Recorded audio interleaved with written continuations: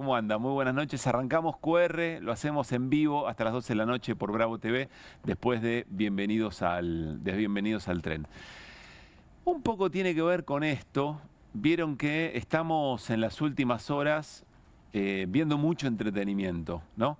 Parece que la realidad de las familias argentinas en este tiempo dependen del modo en que se saludan Adorni y Milei en la jura del nuevo jefe de gabinete, o eventualmente qué tan fraterno es qué tan fraterna es la mirada entre Karina Milei y Santiago Caputo, o eventualmente cuando entra Milei a saludar a su nuevo gabinete, qué palmada en la espalda hace más ruido, y entonces si hace más ruido quiere decir que es más afectuosa y es más cercana la relación, y de esa interna del gabinete quizá dependerá, no sé, la mejora del ingreso familiar, o la mejora del funcionamiento de los hospitales públicos, o el financiamiento universitario. Bueno, nos parece que están pasando otras cosas que tienen mucho más interés que esta telenovelización de la política en la que a veces caemos. Y se lo vamos a representar en una escena. Nos encanta en QR encontrar la parte por el todo, ¿vieron? Bueno, a ver si recuerdan este spot de La Libertad Avanza de hace poquito más de un mes.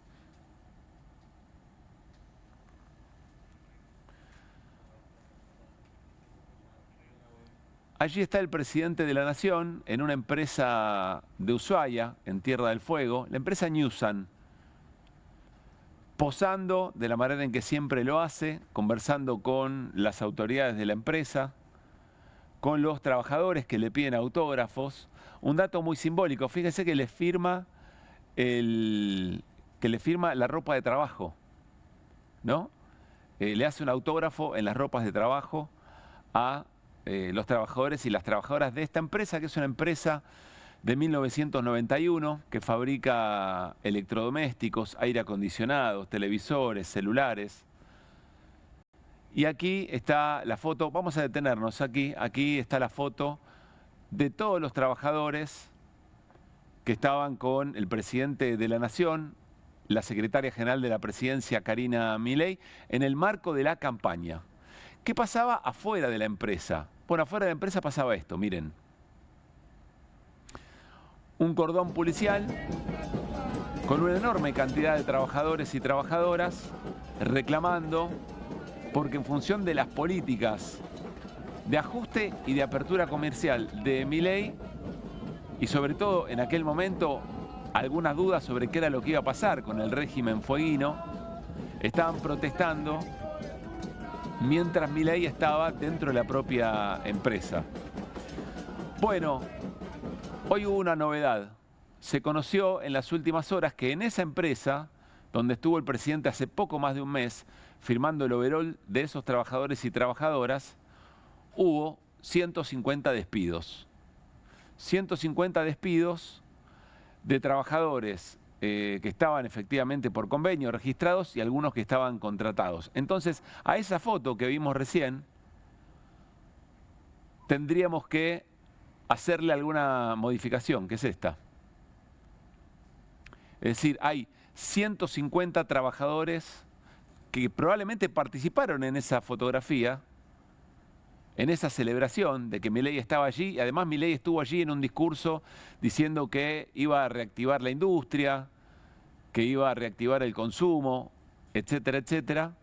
Pero finalmente, las políticas, insisto, de ajuste, es decir, menos consumo, y entonces menos consumo de los productos que fabrica la empresa Newsan, y la apertura comercial, es decir, la importación de los productos que se fabrican aquí en la Argentina, terminan generando ese achique de personal, 150, con algunas particularidades que se hicieron virales en las redes. Algunas personas recibían, sin previo aviso, recibieron el telegrama mientras estaban de vacaciones y otras con licencia médica. Y una mamá, una mujer, estaba en Buenos Aires mientras su hijo estaba recibiendo un tratamiento de quimioterapia. En ese contexto recibe el telegrama de despido. Esto pasó, insisto, hace un poquito más de un mes.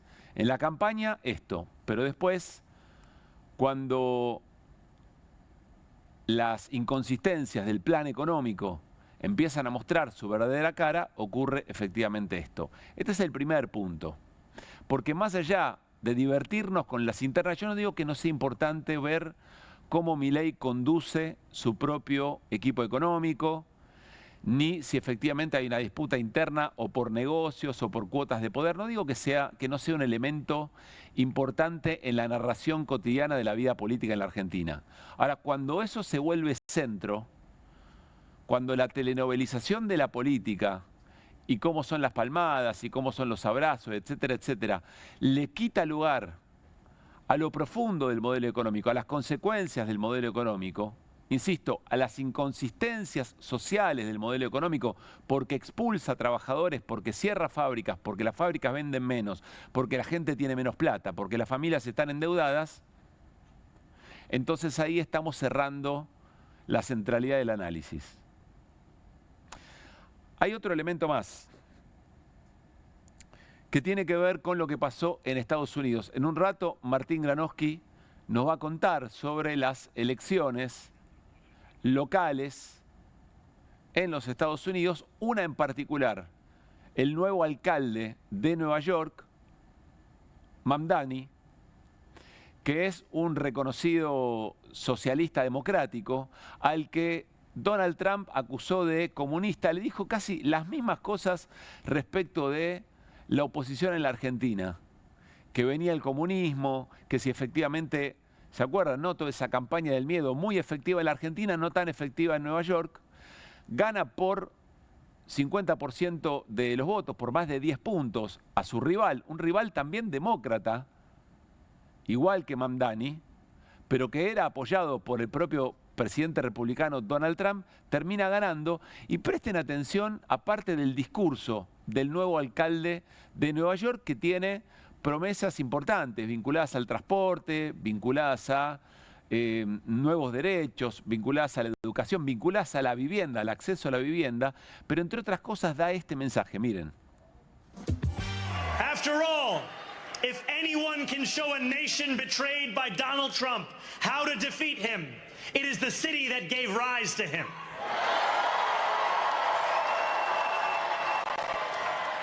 And if there is any way to terrify a despot, it is by dismantling the very conditions that allowed him to accumulate power. This is not only how we stop Trump, it's how we stop the next one. So Donald Trump, since I know you're watching, I have 4 words for you. Turn the volume up.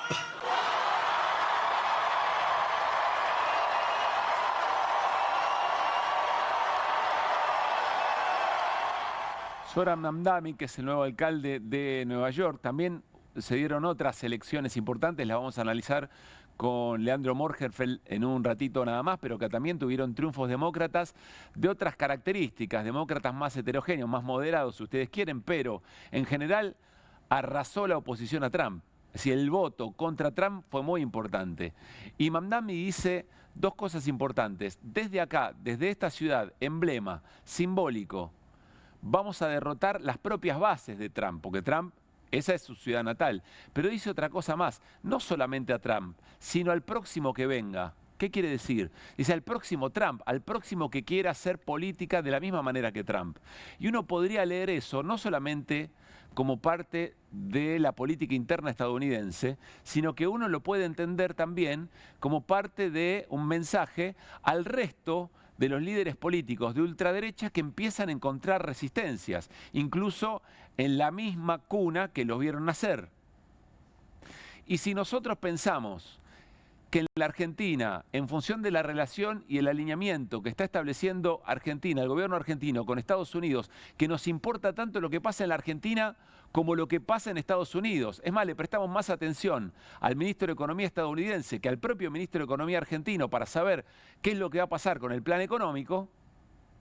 Esto que acaba de ocurrir es una señal posible de un debilitamiento de ¿qué? Del salvataje que Estados Unidos le dio el plan económico de Javier Milei. Recordemos, Javier Milei fracasó en su plan económico. si no hubiera aparecido Trump y ese plan para intervenir, por ejemplo, el tipo de cambio en la Argentina, vaya uno a saber en qué refugio estaría hoy el gobierno de Javier Milei. Entonces, si esto es lo que está pasando con Trump en Estados Unidos, lo alertamos en aquel momento. Miren la fragilidad de toda la institucionalidad argentina, si efectivamente Argentina se convierte en una suerte de Estado asociado de Estados Unidos, o para decirlo con más claridad, o sin tanto juego simbólico, si efectivamente lo que pasa en Estados Unidos y las decisiones que toma un gobierno tan espasmódico como el propio Milei, puede llegar a tener y puede repercutir en la economía argentina. En el esquema financiero, en la paz, en la calma financiera, en la paz macro que logra el gobierno de Javier Milei, pero también en el punto anterior, en la endeblez del plan económico en términos del andamiaje social, de la cantidad de empresas que cierran y de personas y de familias que se quedan sin su ingreso. Miren la repercusión, elegimos solamente un diario de las repercusiones de la derrota de Trump en todas las elecciones y sobre todo en la de Nueva York. Miren, en este caso creo que es el Washington Post. Los republicanos conmocionados por las derrotas electorales y divididos sobre cómo solucionar la situación. No los demócratas, los republicanos, el partido de Trump, conmocionados para ver qué significa esto para las elecciones de medio término del año que viene y sobre todo el sostenimiento y la gobernabilidad del propio Trump. En un país en el que analistas, especialistas en Estados Unidos dicen, y esto no es un eufemismo, que hay riesgo de guerra civil, que hay intervenciones de fuerzas federales en distintos estados. Entonces, muy lindo el entretenimiento, el tainment, le dicen ahora, ¿no? Muy lindo el tainment de las internas, de cómo salen Karen Reija y Virginia Gallardo de Casa Rosada, y quién se abraza más que otro, y cuál es la palmada en la espalda que más suena. Hermoso todo eso, muy lindo. Ahora, lo que está pasando es esto, y no cambió, ni con las elecciones, ni con la subordinación a los Estados Unidos. Y ese es el gran desafío, no solamente de Milei, ese es el gran desafío de la oposición para construir una alternativa, de la nueva CGT que hoy se renovó, comillas, sino también de todos los espacios de la política que fueron como opositores en la elección a Milei, pero que abrazan el modelo y que ya le acompañaron el presupuesto 2026 y que se mueren de ganas de ser parte de La Libertad Avanza. Observen todo esto con atención. La torpeza política los puede llevar hoy a hacer un gran papelón de acompañar a aquellos que después sus propias bases, sus propios electores les pueden reclamar, porque esto que pasa en Tierra del Fuego está pasando en todo el país. Basta de entretenimiento, tratemos de observar cuáles son las muestras cabales de que este plan económico es inviable y que entregarse a Estados Unidos, además de pérdida de soberanía, es un riesgo institucional muy, pero muy grande. Arrancamos QR, lo hacemos como siempre con las voces del día. So Donald Trump, since I know you're watching, I have 4 words for you. Turn the volume up.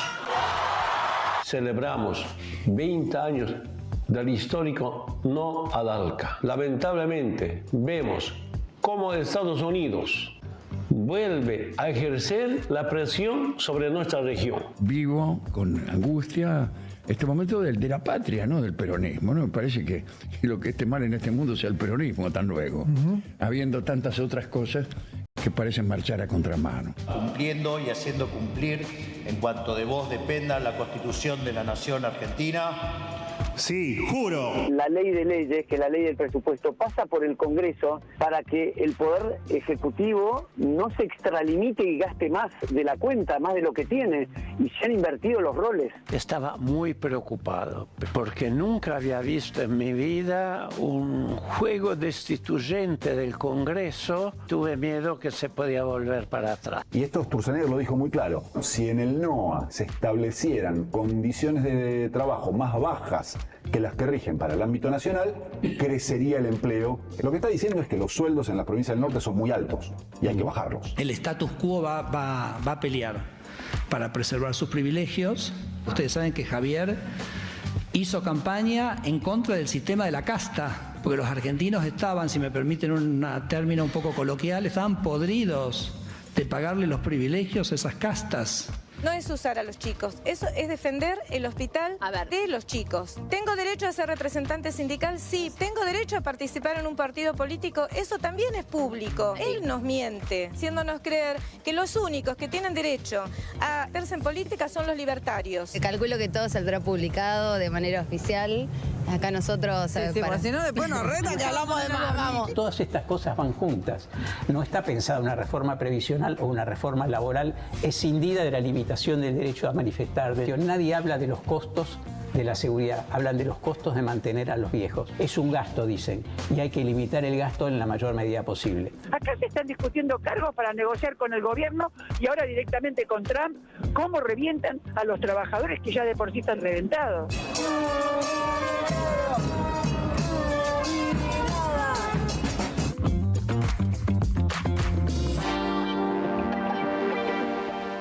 Bueno, muy buenas noches para el equipo de miércoles de QR. Martín Granoski, ¿cómo estamos? Pablo Caruso, ¿cómo le va? Hola, Guido, ¿Qué querido. tal? ¿Todo ¿Cómo bien? estamos? Muy Bien, todo en orden. Bueno, en un ratito, ¿de qué hablaremos, Martín?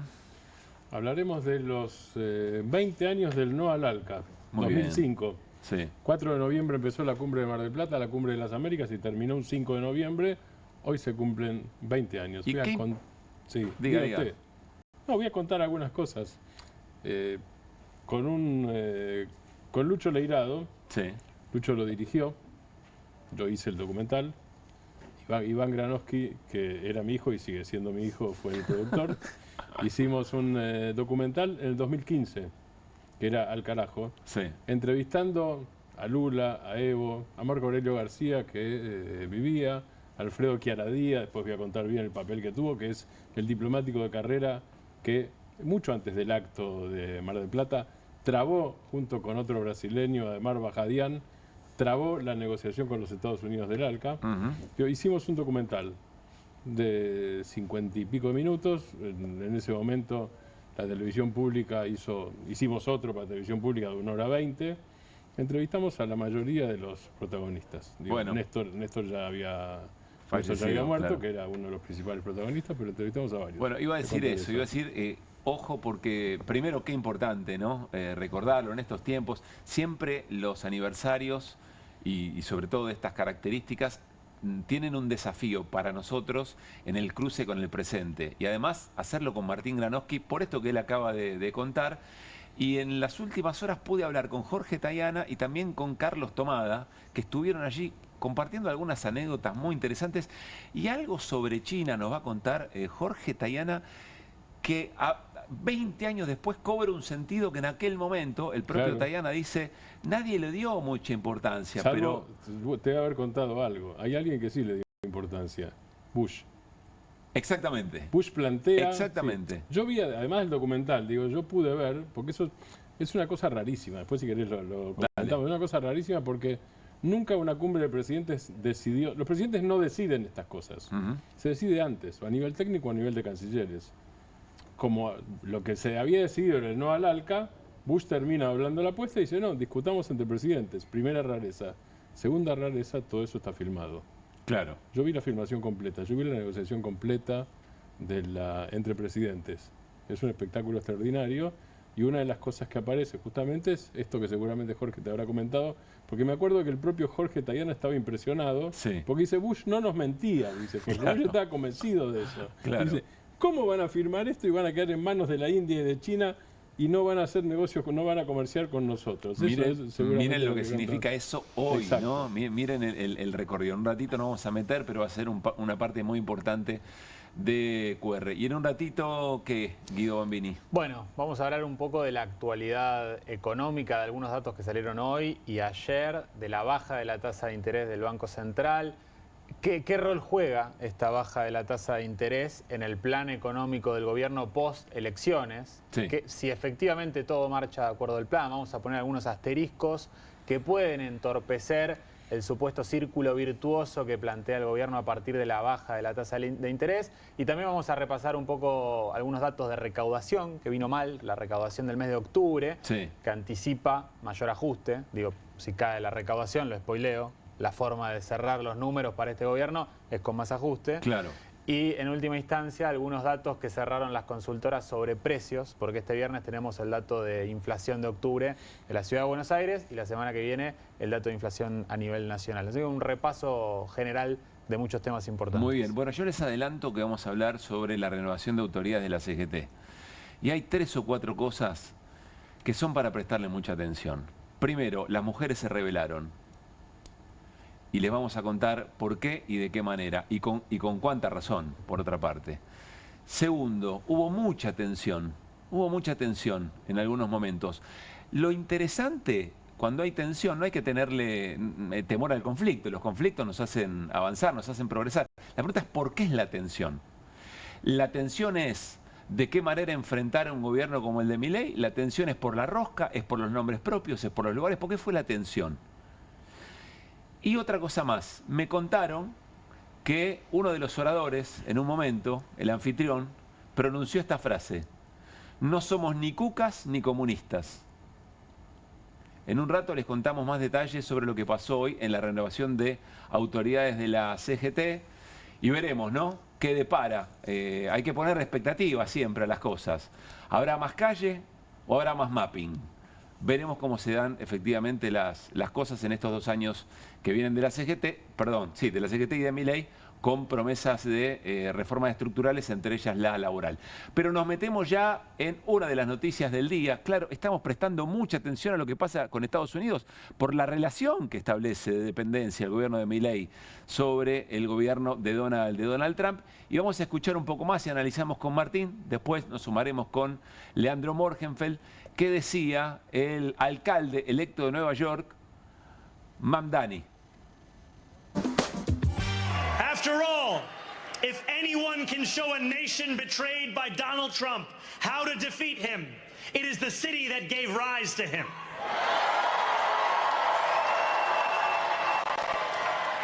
And if there is any way to terrify a despot, it is by dismantling the very conditions that allowed him to accumulate power.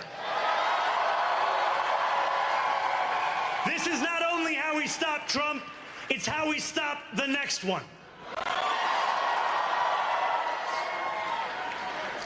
So Donald Trump, since I know you're watching, I have 4 words for you. Turn the volume up.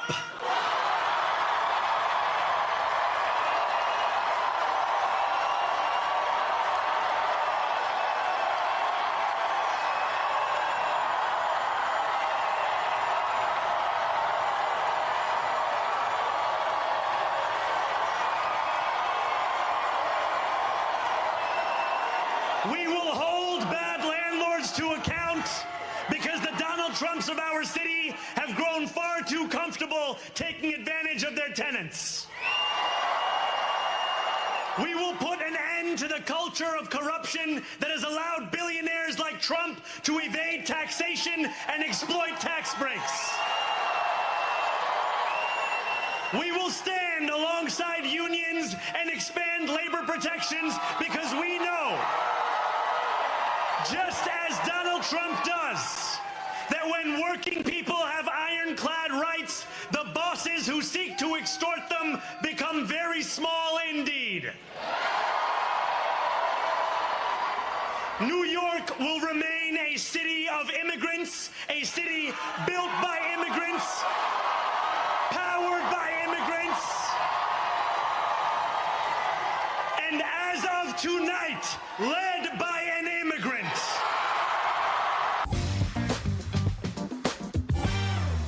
Martín, ¿qué estás viendo acá? ¿Qué dimensión tiene esto? Hay una parte que me impresiona. A ver.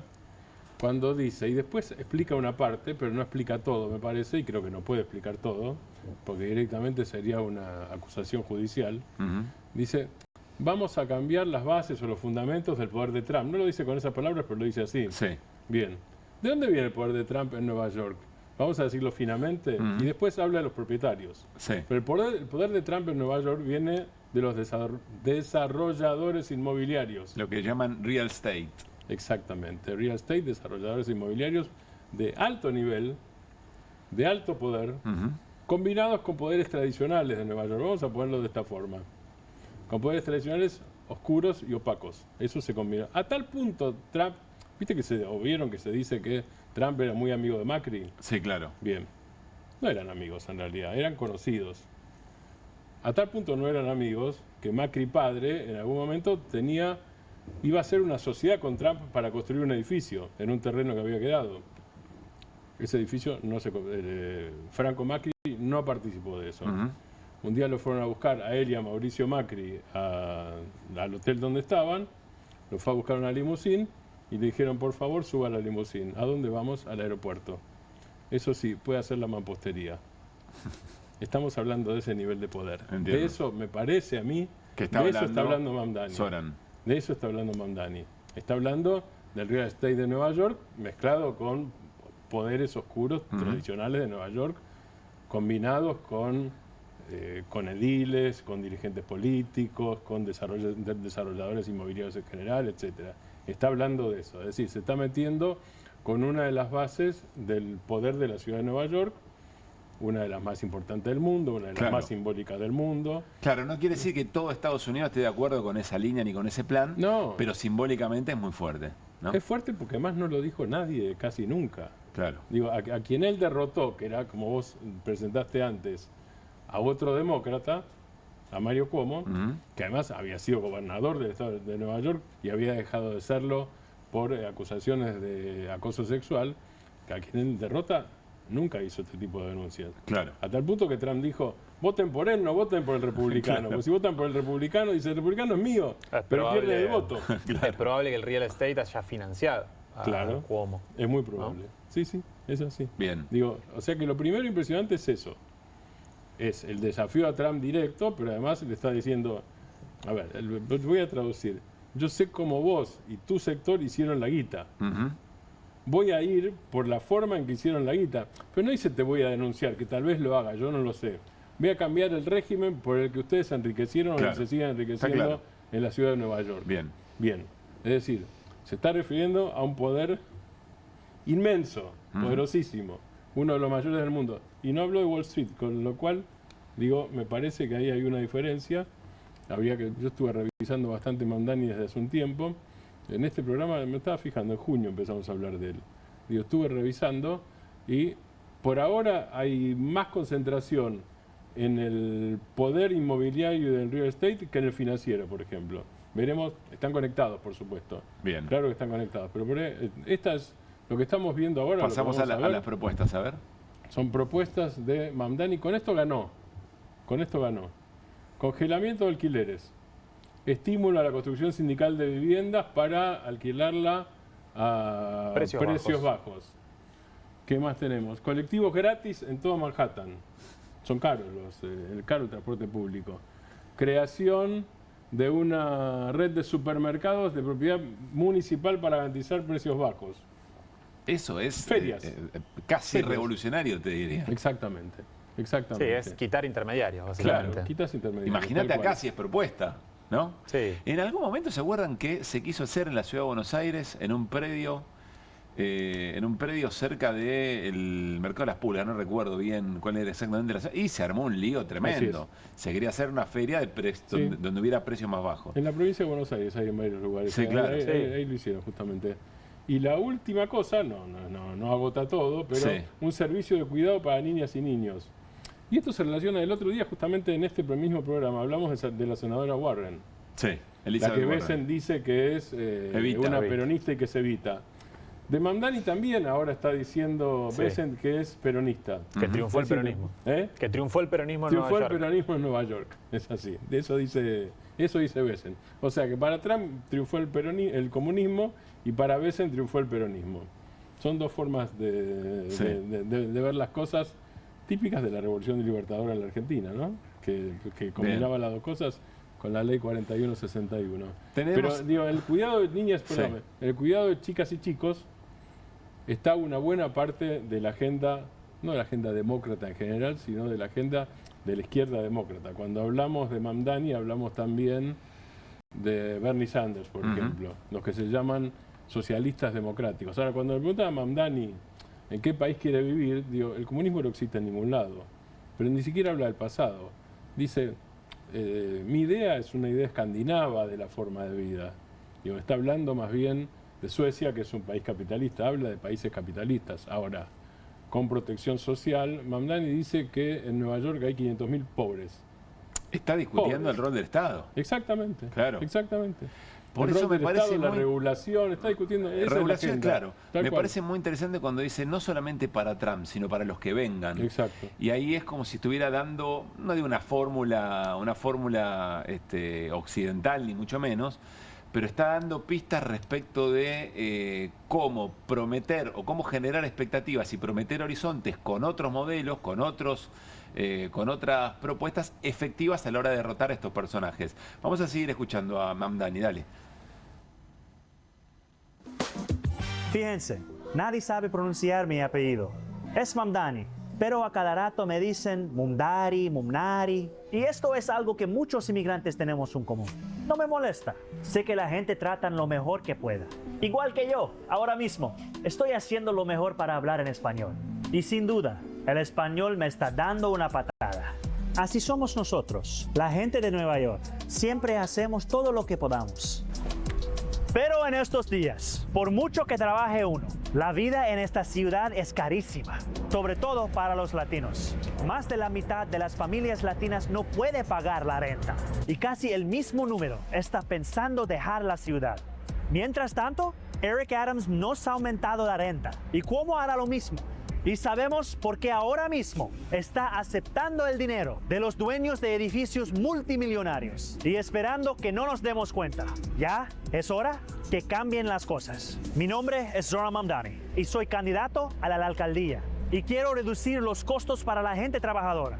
Voy a comenzar con 3 cosas. Primero, congelar los aumentos de la renta para los inquilinos con renta estabilizada. Esto incluye casi 1 millón de neoyorquinos latinos y construir 200.000 viviendas nuevas y asequibles para los neoyorquinos que hoy no pueden con la renta tan alta. Segundo, hacer frente a los propietarios malos y asegurarme que cada inquilino tiene calefacción, agua caliente y un lugar seguro a llamar su hogar.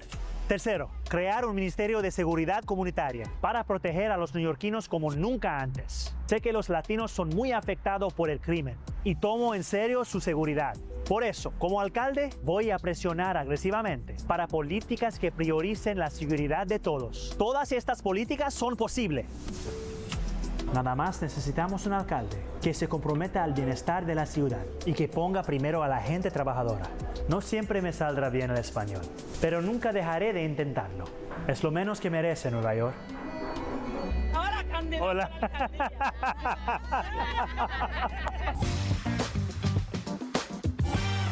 Bueno, acá hay varias cosas. Primero, se está estudiando a nivel planetario el estilo de campaña que hizo efectivamente Zohran Mamdani.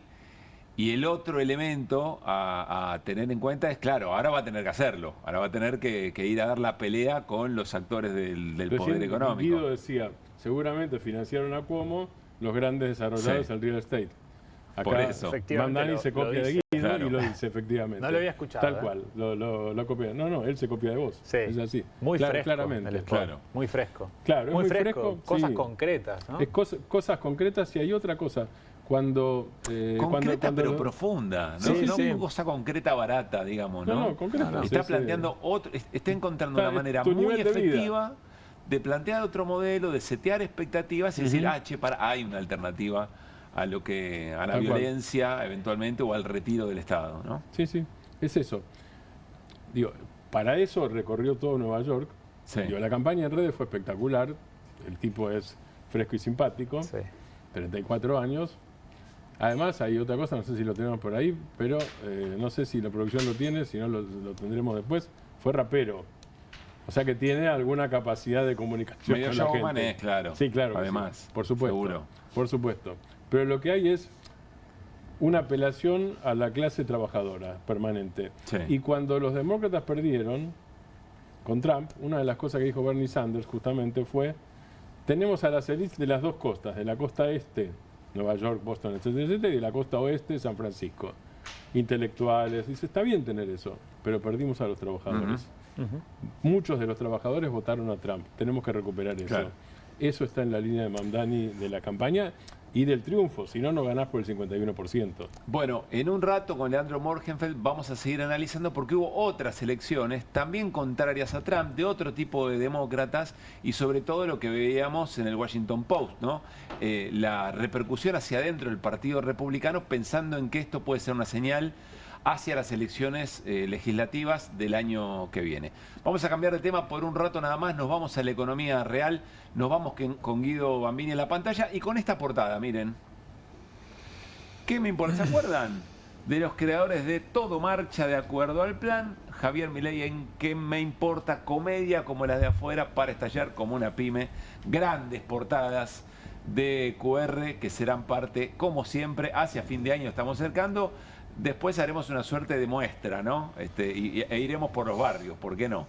Bueno, Guido, a ver, ¿por dónde arrancamos? Bueno, vamos a arrancar por la noticia del día de hoy, por la primera placa, que básicamente es que el Banco Central bajó la tasa de interés es una cuestión técnica, la tasa de repo, que es la que está siendo usada como tasa de política monetaria, del 25 al 22%.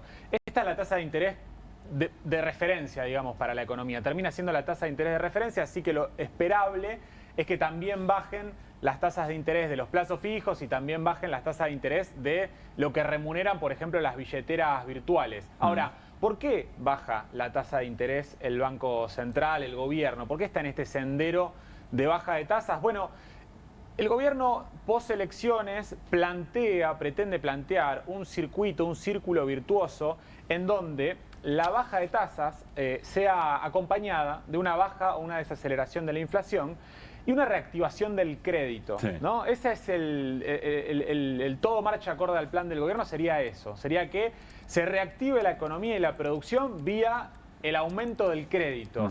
Y que después eso traccione el empleo. Ahora, hay dos asteriscos que tenemos que poner con respecto a este circuito o círculo virtuoso que es la hoja de ruta del gobierno. Por un lado es los altos niveles de mora que hay hoy en las familias y en las empresas, ¿no? Endeudamiento. De endeudamiento, no solo de endeudamiento, sino de irregularidad en el pago de ese endeudamiento, de esa deuda. Ha llegado en agosto, último dato disponible, al 8,2% la irregularidad en el pago de la deuda en las familias, un dato que casi triplica el que teníamos en agosto del 2024, un año atrás. Me acuerdo que nos contaste hace poco, Guido, que un número más o menos normal estaba cerca del 2%, una cosa por el estilo. Cuando uno ve la serie histórica, se encuentran con que está más o menos entre el 2 y el 3% en las últimas décadas. Ya estamos en el 8. Claro, casi el triple estamos en materia de mora y de irregularidad en el crédito. Y el segundo punto, que pasamos a la siguiente placa para vincularlo, es digamos, la presión cambiaria que puede generar la baja de la tasa de interés, ¿no? El gobierno apuesta a que esta baja de la tasa de interés genere una remonetización de la economía, ¿no? ¿Qué significa eso? Que haya más pesos en la calle, ¿no? Que se active el crédito y que haya más pesos circulando en la calle. Parte de la estrategia del gobierno también es que el Banco Central, esto lo presentó el vicepresidente del Banco Central, Vladimir Berning, en una presentación hace algunas semanas, empiece a comprar reservas, ¿no? el Tesoro argentino, y que no se saquen del mercado los pesos con los que tiene que comprar esas reservas, esos dólares, el gobierno. Ahora, esos pesos, digamos, la disyuntiva o el asterisco que tenemos que poner es hacia dónde van a ir a parar. Si efectivamente van a generar un proceso virtuoso de aumento de la demanda de dinero y de remonetización de la economía por aumento de la actividad económica, o si van a ir a presionar sobre el dólar. Es decir, si son pesos que van a ir a comprar productos y generar una mayor actividad económica, ¿a eso te referís? O si van a presionar al dólar, si van a ir a buscar el dólar. O si van a ir a buscar el dólar, que hoy está muy cerca del techo de la banda. Explícanos esta... Básicamente, lo que tenemos acá son las bandas cambiarias, ya la línea roja no la ve nadie. Vemos el techo superior de la banda del actual esquema cambiario, que está más o menos en la zona de 1.495 pesos. Y hoy cerró el dólar oficial mayorista más o menos en la zona de 1.460. La línea celeste es La línea celeste es el dólar, que va fluctuando. Fíjense que está muy cerquita, llegó a tocar en esos momentos donde toca el techo de la banda. El Banco Central la defendió, tuvo que vender dólares para sostener el techo de la banda. Otra cuestión también que se pone en juego, si digamos, sigue el gobierno este nuevo plan o lo que plantea de que va a empezar a comprar reservas, es que si aparece el Tesoro comprando reservas en el mercado libre de cambios, aparece, digamos, un elefante en el bazar que viene a presionar ante la compra de reservas el tipo de cambio, y puede darse la paradoja de que llegue con las compras del Tesoro al techo de la banda y sea el Banco Central el que venda en el techo de la banda claro, que esté esos presionando dólares. el precio del dólar hacia arriba. Pero bueno, por mayor demanda. Exactamente. Sí. Son algunas de las inconsistencias o de los asteriscos, no inconsistencias, sino asteriscos que hay que poner en esta nueva hoja de ruta que se plantea el gobierno post-elecciones. Hoy, un dato muy reciente de la licitación de deuda del Tesoro del día de la fecha, y lo que vemos es que hubo un refinanciamiento, un rollover, como le decimos, del 112%. Es decir, el gobierno no solamente, digamos, tomó más pesos de los que vencían. Vencían 7,7 billones de pesos y tomó 8,2 billones de pesos. Hubo un rollover mayor al 100%, mostrando también algún resquemor en dejar pesos en la calle. Si el gobierno hubiera hecho lo que comúnmente llama punto anker y hubiera pagado en efectivo, es decir, hubiera tenido un rollover, un refinanciamiento menor al 100% y hubiera pagado en calle, en efectivo, la deuda en pesos que vencía, bueno, hubieran aparecido pesos en la economía, se hubiera remonetizado la economía. Claro. Ahora, este 112% de rollover muestra que hay ciertas dudas. Que no quiere el gobierno es que pase esto, que esos pesos vayan a presionar contra el dólar. Eso por el lado de tasa de interés y de mundo dólar. Pasemos a la placa siguiente para mostrarles o compartirles un dato también de la recaudación tributaria del mes de octubre, que se los anticipaba al comienzo del programa. Bueno, acá esto lo informa ARCA y parece que es un crecimiento interanual importante, ¿no? Del 26,5%. Hay que leerlo en términos reales, ¿no? Siempre descontándole la inflación. La inflación interanual está en el orden del 30%. Es decir, que en octubre el gobierno, Argentina, tuvo una caída en términos reales de su recaudación del 3,6% en términos reales, ¿no? Y ahí aparece lo que les decía, digo, de que para que cierren los números fiscales de este gobierno que pone al equilibrio fiscal, al superávit fiscal como una de sus principales banderas, bueno, necesariamente ante una caída real de los recursos de la recaudación tributaria, se va a venir una nueva ronda de ajustes, un mayor ajuste que se ve reflejado en el presupuesto. Se ve reflejado en el presupuesto 2026. Y ahí, digamos, aparece nuevamente lo que siempre trae Carlos Heller, de que el límite será cuando, digamos, el límite lo pondrán los ajustados. Claro. ¿No? Porque lo que vemos a futuro es que va a venir más ajuste. Pero además supongo que si hay más ajuste también se resiente más la actividad, eventualmente la actividad económica, y entonces hay menos recaudación y el circuito siempre es para abajo. Sí, ahí no es un círculo virtuoso, como la hoja de ruta que plantea el gobierno, sino más bien todo lo contrario, efectivamente. Y vamos al tercer punto del día de la jornada. Datos de precios que cerraron las consultoras en el día de la fecha. Tenemos el dato de EcoGo, que cierra un dato de inflación de alimentos y bebidas para el mes de octubre, importante, ¿no? Del 3%. Una aceleración que la podemos ver en estas barritas, que viene creciendo a partir de los últimos meses, ¿no? Esto por un lado tenemos Equilibrio y por el otro lado EcoGo, ¿no? Dos consultoras distintas. EcoGo plantea 3% en alimentos y bebidas, que tiene un peso importante en la ponderación del índice de precios al consumidor general.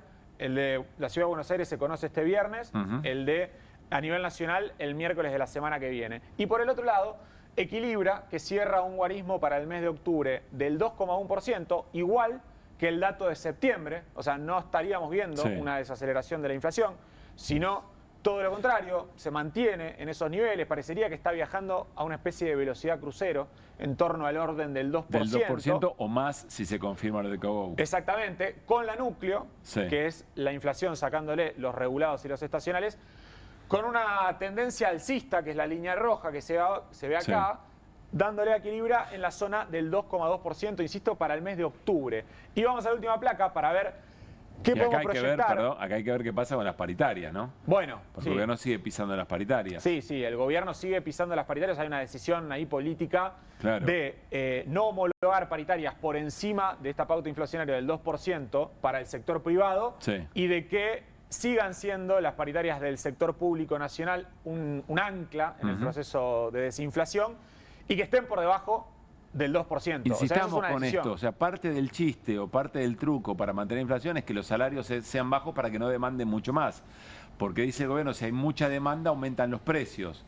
Entonces ahí hay que tener muy en cuenta efectivamente esto, porque es el modo en que le cierra eventualmente el esquema al gobierno. Por eso, muy llamativo, ¿no? Se habla permanente de la libre negociación entre las empresas, ¿no? Parte de la reforma es libre negociación entre las empresas y los trabajadores, etcétera, etcétera, pero cuando hay que ir a acordar paritarias, el gobierno las pisa y no las homologa. Sí, tal cual, el ancla sos vos. No, el ancla sos vos. Y un dato que lo veníamos diciendo, un dato importante para lo que se viene en noviembre. Decíamos que alimentos y bebidas pesa fuerte en el índice general de precios. Sí. Bueno, la carne particularmente pesa muy fuerte en el rubro alimentos y bebidas.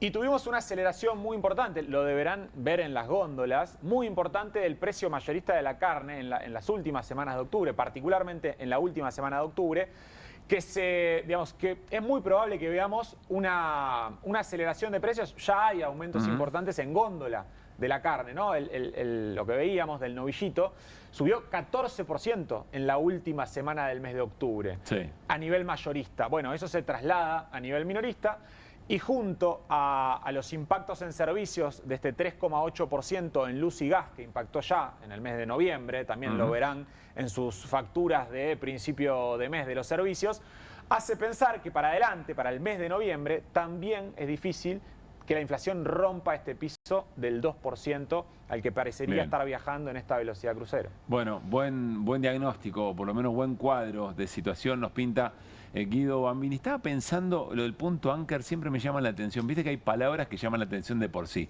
No la quiero entender ahora, pero cuando tenga un poquito de pasto, o le pongo Belis al perro que vaya a adoptar, o le pongo Anker, me parece. Bueno, la consultora de Caputo y de Santiago Bausili se llamaba Anker. Listo, entonces ahí no, está, será no, Belis. Por ahí no. Quedará en Belis. Bueno, nos vamos a los 20 años del ALCA, momento muy importante del programa. Lo lleva Martín Granowski, muchas cosas para contar. ¿Por dónde arrancamos, Martín? Bueno, hay que decir primero que en realidad el ALCA nunca llegó a existir. Justamente lo que había era un proyecto, ¿qué es ALCA? Área de Libre Comercio de las Américas. Era un proyecto que empezó en los Estados Unidos en 1994 con Bill Clinton. En las diferentes cumbres americanas, es decir, Estados Unidos con los países de América Latina, en las diferentes cumbres americanas, Estados Unidos siempre quiso avanzar. Y quiso avanzar en negociaciones también. En realidad, si vos hablaste con Tomada, esto Tomada te lo tiene que haber contado, en realidad el tema de la cumbre de Mar del Plata, el tema oficial de la cumbre de Mar del Plata de noviembre del 2005, no era el área de libre comercio, era el trabajo decente, que era justamente un paper que había hecho el Ministerio de Trabajo, Carlos Tomada, Daniel Kotzer, participó todo un equipo para hacer eso. Ese era el tema. En algún momento, incluso en algún momento de la discusión de los presidentes, el eje era lo salarial. El eje era el trabajo decente, ese era el nombre. Es el nombre que le pone el gobierno argentino, porque como el gobierno argentino era el gobierno anfitrión, discuten entre Néstor Kirchner y Carlos Tomada, y dice, bueno, ¿cuál es el eje de esto? Y Tomada dice, si para nosotros es el trabajo, 2005, llevaban 2 años de gobierno nada más, si para nosotros es el trabajo, pongamos el trabajo. Y entonces le ponen un nombre que es trabajo decente y hacen un documento sobre el trabajo decente. Claro, la discusión se fue para cualquier lado y en algún momento el propio Lula, en medio del debate ya en Mar del Plata... Perdón, creo que la frase, el lema era crear trabajo para derrotar la pobreza y fortalecer la democracia. Sí. Es más, Tomada me habla, yo no vi ese documento, tengo ganas de verlo, de un discurso de Cristina Fernández de Kirchner en Vancouver frente a las representaciones internacionales de trabajadores y trabajadoras, un discurso extraordinario, donde alguien incluso se le acerca a Tomás y le dice, o a los anfitriones del lugar le dice, yo les avisé que esta dirigenta era una encantadora de la clase trabajadora. No conozco ese discurso. ¿Era Cristina presidenta o Cristina antes? Senadora. No, 2005. 2005, claro. Cristina senadora, está bien. O senadora sí, o en los alrededores de esta presentación. Claro. Depende del mes, tal cual. Voy a ir a buscar eso, pero tiene que ver con esto, con que el lema de la cumbre era el trabajo. El eje era eso, pero lo que se discutió no es eso. Hubo una cumbre y hubo una contracumbre. La cumbre se desarrollaba oficialmente y era cerrada, las dos en Mar del Plata, y la contracumbre en el Estadio Mundialista de Mar del Plata, donde hubo alguien que participó de las dos, que fue Hugo Chávez, presidente ya de Venezuela desde 1999, 98. Él era el único que participa de los dos. Había otro invitado por ahí, que era Evo Morales, que era un dirigente político boliviano, claro. Todavía no había asumido, asumiría en enero del 2006. Va un tren, y en el tren, uno de los que viajó en ese tren, que el tren iba a llenar el Estadio Mundialista, uno de los que viajó, el otro día hablábamos de él justamente, el zurdo que el gobierno no quiere nombrar. Sí. Y esto es lo que dijo. A ver. Una ilusión muy grande y un orgullo personal muy lindo. Muy lindo poder compartir con argentinos, con gente de Latinoamérica, realmente yendo a repudiar a este asesino y a ver si mejoran las cosas para todos nuestros países. ¿Cuánta gente se moviliza, no, Diego? ¿Cuánto sentimiento en contra de Bush que hay? Nos hizo mucho daño y bueno, tenemos la oportunidad de gritárselo y bueno, de decirle que tenemos dignidad. En medio de otra multitud, el tren del Alba llegó a Mar del Plata a las 6:30 de la mañana.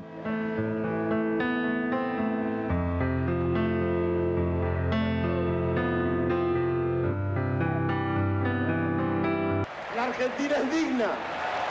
Echemos a Bush. ¡Viva Diego! Esto es en paralelo. Este es el Estadio Mundialista y mientras tanto estaba por empezar la cumbre de los presidentes. Que corregime, sí. En general se hacían esas cumbres en Bariloche, en el Yao Yao, que tenía todo, en términos de seguridad era mucho... Kirchner no quiso. Para poder generar esta convocatoria popular. Kirchner no quiso porque dijo, vamos a resolver algo entre cuatro paredes y entre presidentes, pero al mismo tiempo la gente tiene derecho a expresarse. Entonces claro. Le dijeron, todavía varios en el gobierno dijeron, ¿pero estás seguro? ¿No querés hacerla en Bariloche, en algún lugar más seguro? Dice, con la gente no hay problemas. Con la gente estamos seguros y entonces él decide la convocatoria a ese acto en Mar del Plata. Hubo una especie de, no sé si fábula o equivocación en algún momento, que algunos dijeron que por la convocatoria al acto es que el ALCA quedó con bolilla negra. ¿Por qué es el no al ALCA? Porque justamente había bolilla negra. El ALCA solo podía salir por consenso, no por votación. Por votación se hubiera formado el ALCA, porque la mayoría estaba con Bush en todo caso. Pero ahí jugó muy fuerte el Mercosur más Venezuela. Digo, Argentina, Uruguay, Paraguay, Brasil con Venezuela, jugaron fuerte en la discusión y jugaron fuerte en la rosca antes, durante y después, que ese es el otro tema. Digo, eso ya estaba decidido. Néstor Kirchner y Luis Inacio Lula da Silva ya habían decidido que le pondrían la bolilla negra. Ellos fueron los dos impulsores básicamente, junto con Chávez, pero ellos fueron los que hicieron la estrategia, porque son los dos países que venían negociando con los norteamericanos. Ya habían decidido que le iban a poner bolilla negra. Igual todo se tenía que jugar ahí, ¿no? Esto era importante. No es que ya estaba todo resuelto, sino que se tenía que jugar en esa reunión con los presidentes. En realidad todo estaba el partido resuelto. Estaba siendo televisado, pero, claro, todo estaba resuelto por el no al ALCA. Sí. Y Bush, como te contaba antes, Bush es el que sube la apuesta y propone la discusión entre presidentes, cosa absolutamente inusual. Los presidentes van y firman normalmente, o en todo caso discuten mano a mano. ¿Pero y por qué? No, creyendo que eso iba a generar una presión suficiente. Exactamente. Sí, que él podía generar la presión. Que en realidad, cuando uno ve la filmación, es Bush actuando sobre todo con Panamá, Canadá y México. México en ese momento con Vicente Fox de presidente. Claro. Se ve cómo van actuando, se ven los dos. Se ve cómo Néstor le guiña el ojo a Chávez en algún momento, cómo Chávez sube el nivel y Néstor no lo sube los decibeles, y Néstor no lo sube, y Lula cada tanto aparece argumentando, Tabaré de acuerdo. Hicieron una negociación con Ricardo Lagos. Ricardo Lagos tenía ya un acuerdo de área de libre comercio con los Estados Unidos, es decir, para Chile no era un problema el área de libre comercio. y Lagos acuerda en votar con el Mercosur y quedarse callado, en todo caso, por razones Quizás está de más decirlo, ¿no? Pero hablamos de libre comercio, hablamos de la desprotección de la industria, de las industrias locales, empleo, es decir, modelo de país. Estamos compartiendo imágenes del documental que hizo Martín Granowski. Creo que tenemos más para compartir, Martín. Sí.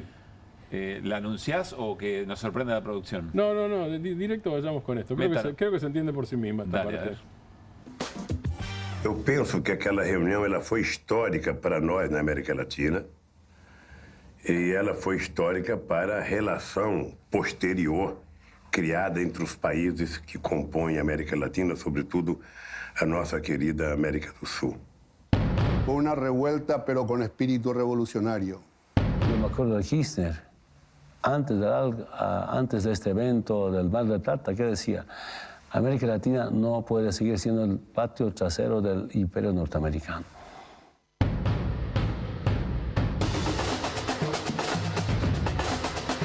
Aqui me faz acreditar que a política é uma coisa de corpo presente, sabe? Yo decía, en vez de que se llame ALCA, debe llamarse ALGA, Área de Libre Ganancia en las Américas.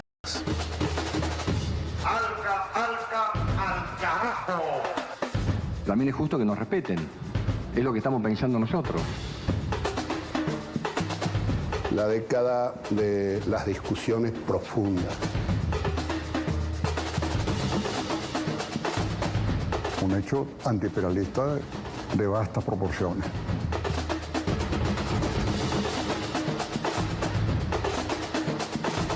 Creo que fue el paso más importante para ser libres como somos ahora, ¿no? Tremendos testimonios. Esta es una parte del documental, de ahí algunos, algunos son muy conocidos, a otros no tanto. Aparece Ali Rodríguez, ya fallecido, que era el canciller de Venezuela, que me explicó un día, mira, lo que hay que hacer, la integración de América Latina es tan importante como la OPEP. Dice, en la OPEP conviven países como Irán e Irak, que estuvieron en guerra y tuvieron una guerra de 8 años con 1 millón de muertos. La Organización de Países Productores de Petróleo. 8 años, 1 millón de muertos, y no se fueron de la OPEP.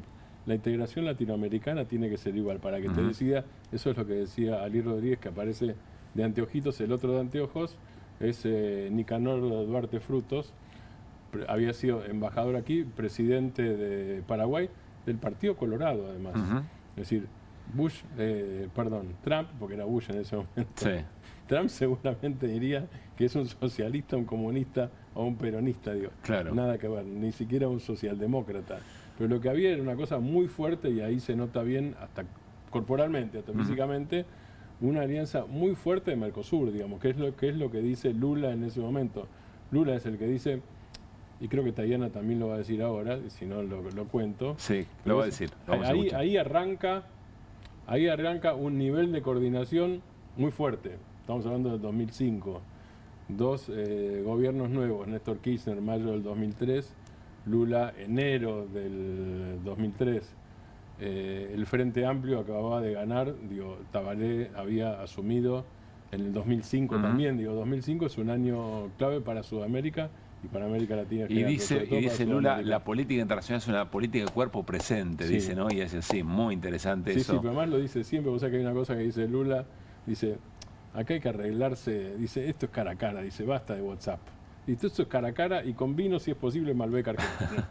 A ver, Jorge Tayana, reciente candidato en Fuerza Patria y diputado nacional electo, pero en ese momento era vicecanciller de Rafael Bielsa, sí, que era te digo otra cosa, discúlpame, Pablo. Jorge Tayana, por decreto y por decisión de Néstor Kirchner, fue designado coordinador general de la cumbre. Claro. Digamos, toda la cumbre corrió, el responsable de la cumbre era, aparte del presidente, era Tayana. Pequeña tarea, ¿no? Sí. A ver qué decía. La presión iba creciendo. Yo lo agarro a esto y digo, mirá, me parece a mí que lo que sucede es que muy pronto van a empezar a pasar por arriba mío, y van a empezar a llamarte presidentes a decirte, bueno, ¿cómo arreglamos esto del ALCA? Te quiero avisar porque esto va a suceder. Y él me dice, Jorge, tranquilo, vos seguí, porque yo no voy a hacer nada que vaya en contra de los intereses del pueblo o que me pueda reprochar la historia. Eso me lo dijo a solas, o sea, no era un discurso público para ganar a nadie. Él me bancó diciendo, vos mantenete, no te muevas, que está bien. Ese no te muevas justamente es porque a nivel de segundas líneas de Cancillería o terceras, el ALCA la formación de un ALCA había quedado trabado, a nivel de cancilleres y vicecancilleres como Tajana en ese momento había quedado trabado, y por eso Tajana cuenta que le dijo a Néstor Kirchner, mirá que hasta acá llegamos y siguen presionando, te van a llamar presidente. ¿Qué quiere decir? Te va a apretar Bush, eso es lo que estaba diciendo Tajana, claro. Que es más elegante que yo para esos términos, es así. Le avisa eso es lo que está contando. Tenemos más para compartir. A ver, vamos a escucharlo al presidente por entonces norteamericano George Bush. There's the discussion of the free trade of the Americas. I can't understand why people would I guess I can understand it. It just doesn't make any sense to me. Why you wouldn't want to have access to U.S. markets. Trade agreements reduce barriers and tariffs. That's what they do. That's why you have a trade agreement. They don't make it harder to access markets. They make it easier to access markets. And why wouldn't people want to access our vast market? I don't know. It's beyond me. And it seems like to make sense to me to be able to combine all our talents, all our enterprises, all our capital flows to be able to compete in the 21st century. Más allá del argumento muy interesante, porque el tipo se involucra directamente en la negociación. Es que esto no existe, eso es un caso único en la historia, no se filman estas cosas. Claro. Digo, imaginemos que en cualquiera de las entrevistas, Trump acostumbra siempre, últimamente, filmar la primera parte y hace una especie de conferencia de prensa. Entonces tenemos con Zelensky, con Putin, con el propio Javier Milei hace muy poco. El resto no lo sabemos. No tenemos filmación de lo que ocurre adentro. Esto es adentro. ¿Cuántas horas? ¿Cuánto dura la filmación? La filmación son 16 horas más o menos. Pero además hay otro elemento que contaba el propio Tomás en esas charlas, que le decía que en un momento, corregime Martín, vos tenés mejor información, pero que había límite de horario y había que tratar de que se termine la reunión o que se vaya Bush para que deje de presionar y entonces no se logre ese consenso. Y que en un momento Kirchner lo llama a Chávez y le dice, hacé lo tuyo. Tal cual. Y que Chávez va y empieza a hablar como hablaba él, horas y horas, hasta que Bush termina yéndose porque se tenía que ir el tipo. Sí, así fue, exactamente. Es hacer lo tuyo. O sea, una picardía extraordinaria, además de la... Por eso digo, lo que se ve ahí es argumentación por un lado, porque hay mucha argumentación de todos los presidentes, inclusive de Bush, que es una argumentación seria, digamos, es para su conveniencia, pero es una argumentación seria. No es guitarra, digo, no es cualquier cosa. Y mucho truco. Y mucho juego de truco. Es más que un pica-pica, digo. Claro. Más que un pica-pica por además de té, pero efectivamente es así. Y en algún momento Chávez alarga y el resto mira, digo. Y en la filmación se ve como el resto mira y algunos medios se sonríe con eso. Se sonríe con la porque sabía lo que estaba pasando. Vamos a ver un último tramo, insisto, del documental, que a esta altura ya tenemos todo ganas de ver entero. Ya hablamos con Leandro Morgenfeld, vamos a seguir hablando sobre Estados Unidos y las repercusiones de las elecciones de ayer. Nos quedamos un cachito más con estos 20 años del no al ALCA. Eu diria que bom título para o final da cúpula de Mar del Plata, né? Quarta cúpula das Américas, seria: a vitória é certa, a luta continua.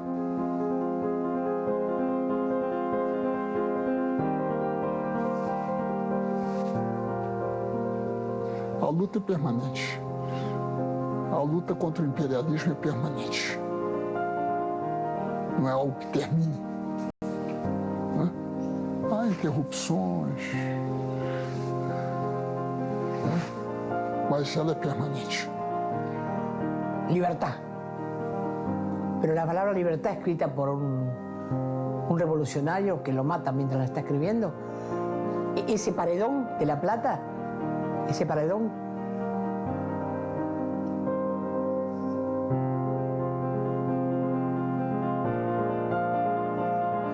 solo batallaba Fidel y su pueblo, la revolución de Cuba, pero se incorpora Chávez, Kirchner, Lula. Eu penso que a nossa relação aqui na América do Sul, eu acho que a luta contra a ALCA foi apenas um começo de processo que nós precisamos construir. E ainda falta muita maturidade entre nós para construir. Ou seja, muitas vezes nós ficamos defendendo apenas o nosso Estado nacional, sem defender um Estado latino-americano, um Estado sul-americano, alguma coisa mais forte, sabe, do ponto de vista da integração. Estou muito agradecido, reconhecido. Esta solidariedade nunca vamos a poder pagar los presidentes.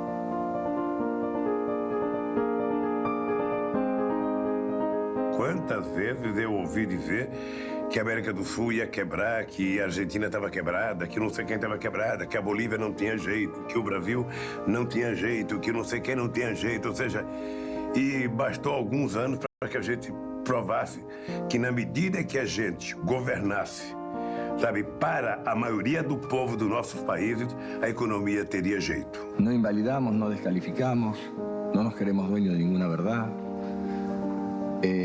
Pero también es justo que nos respeten. Es lo que estamos pensando nosotros. Es lo que pensamos. Y somos naciones también.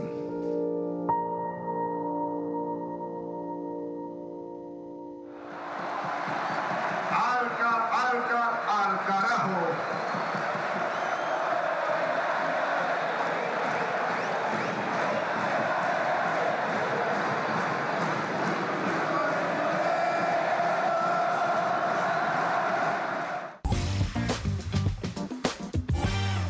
Bueno, muy emocionante, además leído desde este tiempo, ¿no? Porque esto se da en la encrucijada del presente. Uno lo escucha a Chávez, a Lula decir que era el comienzo y que se iba a necesitar mucha madurez. Y la verdad es que hubo mucho trabajo de integración latinoamericana que no funcionó, que no se dio tal cual se pensaba en ese momento. Son cosas para reflexionar también, el primero, ¿no?, que habla Pablo en esta última parte, sí, el que dice que la lucha es permanente. Que la lucha es permanente, ya fallecido, es Samuel Piñero Guimarães, diplomático de carrera, que había sido, que en ese momento era, no que había sido, perdón, que en ese momento era el vicecanciller de Lula. Sí. Digo, un teórico de la política internacional, además, experto en Estados Unidos. Por otra parte, uno de los grandes expertos mundiales en Estados Unidos, falleció hace 2 años, Samuel. Si alguien quiere ver este documental completo, sí, yo quiero. Se busca yo lo tuiteé hoy en Granovsky, en Twitter, Granovsky Martín, y está el link para verlo completo. Muy bien, muchas gracias. Quiero saludarlo a Leandro Morgenfeld. Vamos a hablar de las elecciones de ayer, pero estoy seguro, porque sé que hace rato que está compartiendo con nosotros, le agradezco la espera. A Leandro, siempre muy amable con nosotros, que algo tendrá para decir sobre estos 20 años del No al ALCA. Leandro, ¿cómo te va? Pablo Caruso y todo el equipo de QR, te saludamos. ¿Qué tal? Buenas noches, Pablo, ¿cómo están? Gracias por la invitación, los estaba viendo atentamente y es un gran documental de Martín. Hoy más temprano, lo vi hace muchos años cuando lo publicaron y lo estaba compartiendo esta mañana. Solamente para complementar, ¿no? Digamos, además de esos personajes que fueron centrales, que estaban rescatando recién con partes de un documental, que fueron centrales, ¿no? Esos 5 gobiernos que le dijeron no al proyecto de Bush. Y de Condoleezza Rice, ¿no? Ya que recordamos algunos personajes. En la conferencia también, claro. Secretaria de Estado, que estuvo hace 12 días acá, ¿no? Ahora representando directamente a la JP Morgan, ¿no? Directamente los que gobiernan hoy la Argentina. Cierto. Son aquellos a los cuales le dijimos no hace 20 años. Quiero nada más complementar algo de lo que decía Martín recién, que el no al ALCA fue un rechazo por arriba, por estos 5 presidentes, pero fue un rechazo por abajo también. Y esto fue fundamental. Yo estaba ahí, tenía jóvenes 27 años, en los 3 días que fueron la contracumbre de los pueblos, en una movilización de 100.000 personas en Mar del Plata que hubo contra el ALCA, y en ese acto que ustedes también mostraban recién, se veía en el documental, en el Estadio Mundialista, ¿no? Donde Chávez estaba dentro, ¿no? Jugando, digamos, con Lula, jugando con Néstor, pero estaba también en el estadio donde estuvo Maradona, también el famoso tren del ALBA, y que fue un proceso de 5 años, ¿no? Los 5 foros sociales mundiales. Yo estuve ese año, me acuerdo, en enero, en Porto Alegre, en el 5º Foro Social Mundial, donde estuvo Lula, por supuesto, pero Chávez fue la gran figura, venía de rechazar el golpe de Estado que había sido llevado a cabo contra él en abril del 2002, era la gran figura internacional, y ese Foro Social Mundial terminó con una marcha también de 100.000 personas diciendo no al ALCA. Entonces todo ese año, las autoconvocatorias, las coordinaciones sindicales, de los sindicatos de todo el Cono Sur, con muchas organizaciones sociales y políticas de Estados Unidos también. Fue una cosa que se hizo a lo largo de 5 años. Yo me acuerdo de Jorge Tayana para otros libros, ¿no? Lo entrevisté porque, como decía Martín recién, fue clave como coordinador de la cumbre, y cuando terminó la cumbre pasó de ser vicecanciller a canciller, y fue 5 años de Néstor y después de Cristina canciller, ¿no? También por el rol que jugó en esa cumbre. Pero él me contaba un poco de la cumbre anterior, de la tercera, que se había hecho en el 2001 en Quebec, y donde una de las cosas que él más le había llamado la atención, no solamente que Chávez ya era el primero que puso una voz disonante, sino que en esa cumbre ya hubo movilizaciones muy importantes, como las que había habido en Seattle también, para decirle no a ese proyecto a favor de las grandes corporaciones, sobre todo en este caso de Estados Unidos, y a plantear otro mundo y otra integración es posible. Entonces me parece que ese interjuego de una resistencia continental por abajo y lo que fue Mar del Plata, esa posición de esos 5 gobiernos, fue lo que permitió un no al proyecto hegemónico de Estados Unidos, y muchos sí que permitieron que permitió ese no al ALCA en Mar del Plata, claro. ¿No? Comunidad Sudamericana de Naciones, UNASUR, CELAC, el ALBA, es decir, una inédita integración y coordinación política de los países de la región. Leandro, Martín, estamos en tiempo, Guido también, por supuesto, estamos en tiempos en que solemos tirar mucha cosa por la ventana, ¿no? Como si yo hubiera pasado y entonces ya no sirve.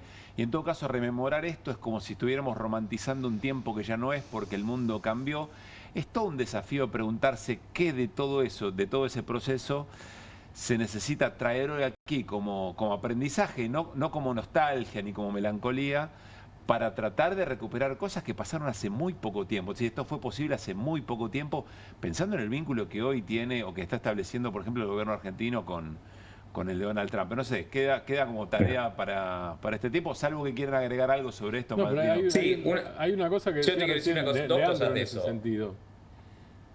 O sea, dos cositas de eso. Primero, cuando le dijimos no al ALCA hace 20 años, insisto con esto, las condiciones estructurales a nivel internacional eran mucho peores que las de ahora, porque Estados Unidos era una potencia indiscutida a nivel mundial. Hoy en día estamos en una transición cada vez más acelerada, es un mundo multipolar, y América Latina, si se diera esa coordinación política que logramos en Mar del Plata, tiene muchas mejores condiciones estructurales a nivel del comercio internacional, de las finanzas, tecnológico, de las redes mundiales de comercio, de que hoy China es el primero o segundo socio comercial de todos los países de la región. Cuando establecieron el ALCA, Colin Powell dijo, el anterior secretario de Estado, antes que Condoleezza Rice, dijo, este es un proyecto de Estados Unidos contra China. Pero en ese momento China apenas podía hacer un poco de cosquillas a Estados Unidos. Claro. Hoy es el primer y segundo socio comercial de todos los países de América Latina. Segundo, demostró el no al ALCA que las condiciones, la correlación de fuerzas no están dadas, se construyen y depende de la lucha política, la lucha social y la lucha política.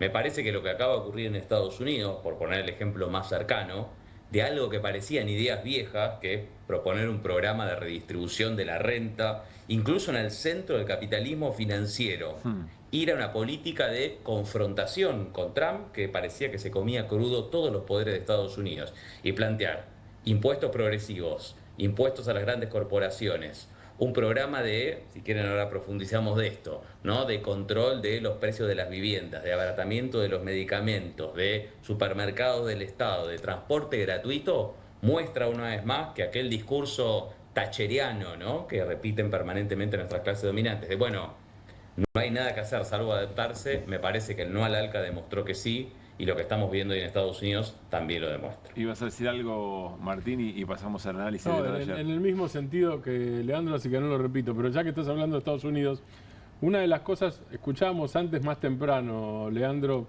uno de los discursos de Mondani, y lo que aparece muy fuerte es no solo corporaciones, sino los fundamentos del poder de Trump. Y los fundamentos del poder de Trump, del originario en Nueva York, son los desarrolladores inmobiliarios, en algunos casos, no voy a dar nombres, pero es así, en algunos casos ligados con la mafia neoyorquina. Cuando el alcalde electo habla de eso, está metiéndose con un poder extraordinariamente fuerte. Absolutamente, o sea, Trump construye su poder en la ciudad de Nueva York. La ciudad de Nueva York hace más de 20 años cuando se liberan los precios de los alquileres, lo contrario de lo que se está haciendo en muchas ciudades europeas, en Berlín, por ejemplo, y en otras ciudades, ¿no? Se produce un aumento, un encarecimiento del costo de los alquileres que ninguno de los trabajadores puede vivir hoy en Manhattan. Viven cada vez más lejanos. Yo les cuento un proceso muy cortito mío como anécdota. Vengo desde el 2004 para acá, en 20 años, yendo por cuestiones académicas algunas veces a Nueva York con distintas becas académicas. Y ahora me estaba presentando por una beca de la Universidad de Princeton en este mes. Y la beca es un monto muy alto, ¿no? Y una amiga que estudió en la Universidad de Princeton me decía, estás totalmente equivocado. Con esa beca no podés pagar jamás un mes de alquiler en Nueva York, ¿no? Bueno, Princeton queda cerca de Nueva York y mucha gente reside en Nueva York.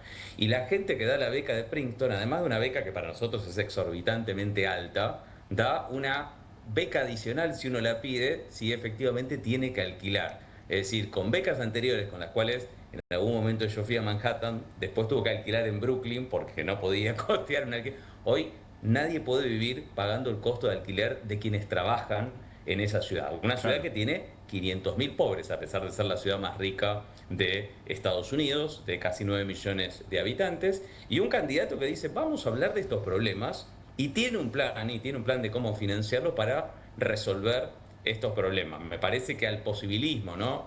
Lo que vemos en muchos países de la región y del mundo, que es, bueno, está todo escorado hacia la ultraderecha, bueno, lo tenemos que hacer en todo caso es una derecha con buenos modales o tirarnos hacia el centro, ¿no? Bueno, me parece que este proceso nos está mostrando lo contrario. Leandro, a ver, dice algo muy interesante, ya lo repasamos 2 veces, por eso solamente lo repito.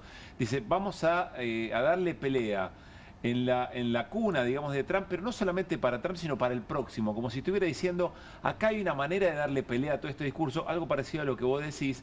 Y quiero preguntarte, porque se dan otros resultados también adversos para Trump en otras elecciones también locales, no necesariamente con el mismo tipo de mirada demócrata, un poco más ortodoxo, más al centro, vos lo dirás, pero quiero preguntarte qué significa esto en este momento de Estados Unidos respecto de la figura de Trump, porque hasta muchos republicanos estaban, veíamos una tapa del Washington Post, preocupados por el resultado de ayer. Sí, ahí tuvo 4 derrotas importantes, más tuvo, pero 4 son las principales. Por supuesto la de Nueva York, porque es donde construyó su imperio inmobiliario, porque lo que está cuestionando, como decía Martín, es esta manera de construir cuasi mafiosa poder económico que tiene Trump, ¿no? Tipo, lo sigue haciendo ahora como presidente, creando criptomonedas con su nombre, el de su esposa, etcétera. Esa es una fundamental. Vuelvo a ver en Estados Unidos, como ocurrió yo la primera vez que fui ahí a una beca, fue en 2008, que estuve varios meses, que fue cuando surgió el fenómeno Obama, que es un tipo que venía desde afuera, uno de los pocos senadores que había votado contra la invasión de Irak en el 2003, y fue un fenómeno por abajo espectacular que le ganó al establishment del partido. Bueno, los que están ahora en Nueva York están describiendo una movilización por abajo, más de 100.000 voluntarios, que es muy parecido a ese fenómeno Obama o a las 2 veces que se postuló el propio Bernie Sanders, que es de este mismo espacio.